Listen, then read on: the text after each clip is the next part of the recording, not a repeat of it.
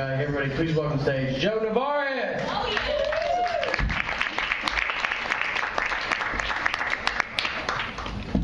Very much. Thank you. What's up, everybody? You can tell I'm Puerto Rican, right? By my eyebrows.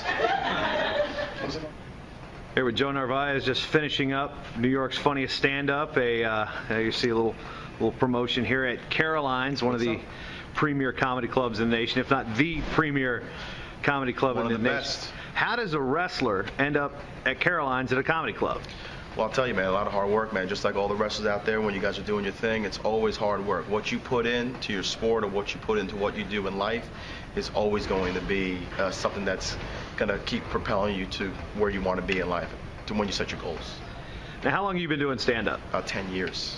10 years, and you're in probably one of the most competitive cities in the world when it comes to stand-up comedy. What's it like working in New York City? I love it, man. You want to be surrounded by some of the best people, some of the best comics every time, every single night. It pushes you to be better. Listen, when you go to Iowa, you go to a top-notch school, you want to be surrounded by the best wrestlers, right? So you want those guys to push you, and you're in Ohio State, and I want to keep name dropping because then whoever I don't mention, you guys will get pissed off.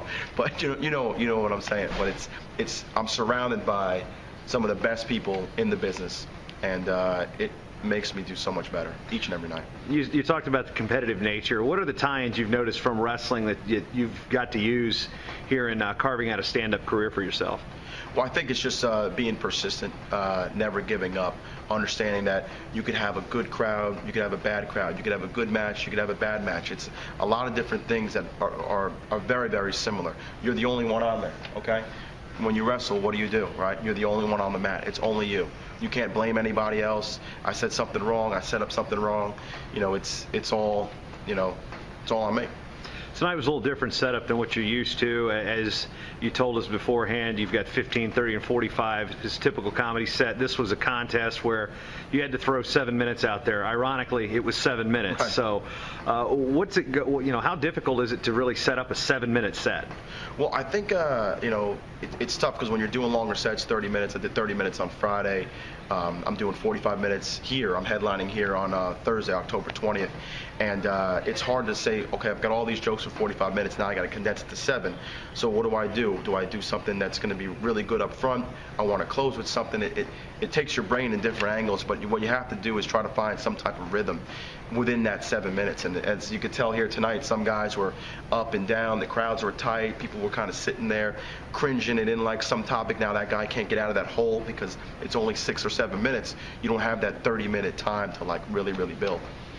Talking wrestling, you actually wore a wrestling shirt up here. Let's give Joe a little bit of props here. Southern Maine, you've been on staff there. What's it like to be going back and forth between some wrestling practices, stand-up gigs? Obviously, the comedy game keeps you away from wrestling quite a bit. Well, I mean, I'll tell you one thing. I live down here. My friend Joe Pistone coaches up there at Southern Maine. He started the program about 8 years ago with Julio Santiago. He's up there as well. And he said, listen, I'm coming up from New York, Joe. You're in Jersey. Just do some recruiting. Send me some good guys. We've been able to turn that program around just by feeding them, New York, New Jersey, Connecticut, good, tough wrestlers within the area, just to kind of make things, I don't know, I guess you could say, change, because when he was up there, he had no one. I mean, it was just a 2-3-year-old program with a lot of Maine wrestlers. No disrespect to Maine wrestlers, but what I'm saying was that there was just no competitiveness that we felt could make us a winner. So last couple of years we've had some All-Americans. We had our first All-American a couple of years ago. We've been at the NCAAs the last I'd say 4 or 5 years now, and we're striving again. I mean, we're putting good wrestlers up there. Joe's got a great program, and I'm happy to still be a part of it, because it's one of those things that I want to still get back to the sport, but I can't give all my time. I can't get up there to all the practices. I'll do what I can, but.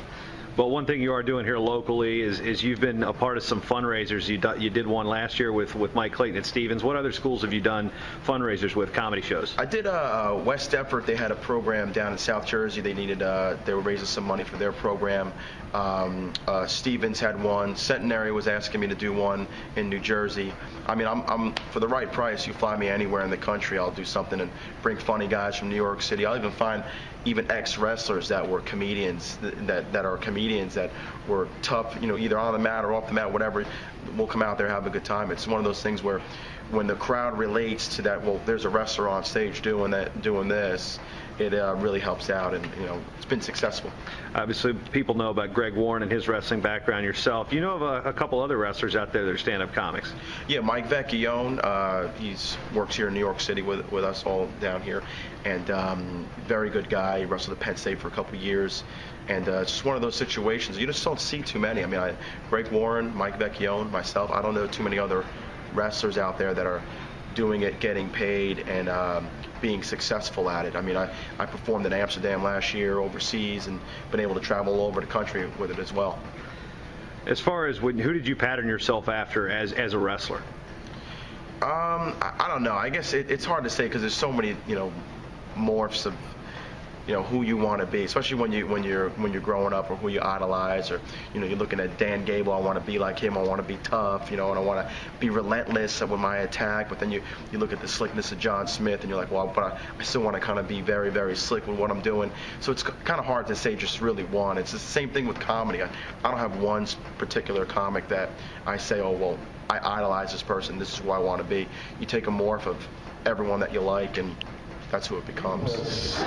Are we on Telemundo right now? Is this ESPN Deportes? My name is Joe Narvaez. Thank you very much.